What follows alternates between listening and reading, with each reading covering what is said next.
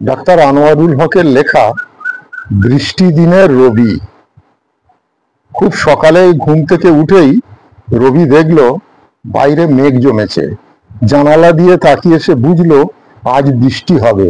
বাইরে গাছগুলোর পাতা বাতাসে দুলছে, আকাশে কালো মেঘ ভেসে বেড়াচ্ছে। রবি তার টোটোটা নিয়ে বের হলো। আজ তাকে গ্রামে যেতে হবে।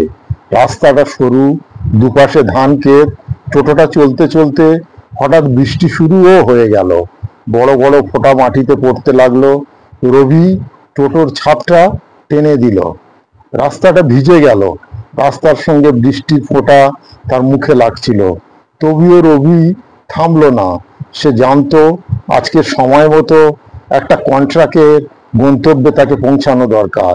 পথে রবি একটি বড় তালগাছের নিচে দাঁড়িয়ে কিছুক্ষণের জন্য বিশ্রাম নিল। তার চারপাশে সবুজ ধান ক্ষেত আর গাছের পাতা বৃষ্টিতে ধুয়ে ঝকঝক হয়ে উঠেছিল। বৃষ্টির শব্দে মুগ্ধ হয়ে সে কিছুক্ষণ দাঁড়িয়ে থাকলো। আবার টোটো নিয়ে রাস্তায় বের হলো রবি। গ্রামের লোকেরা রাস্তায় দাঁড়িয়ে টোটো দেখছিল। সবাই তাকে হাসি মুখে শুভেচ্ছা জানাচ্ছিল। রবি জানতো এই বৃষ্টির দিনের মধ্যে আনন্দের ছোঁয়া আছে। গ্রামে পৌঁছে রবি তার গন্তব্যে গিয়ে পৌঁছালো। বৃষ্টি ততক্ষণে একটু কমে এসেছে। গ্রামের লোকেরা তাকে স্বাগত জানালো। রবি বুঝলো বৃষ্টির দিনেও কাজ থেমে থাকে না। প্রকৃতির সৌন্দর্য আর মানুষের আন্তরিকতা সব বাধা পেরিয়ে যেতে সাহায্য করে।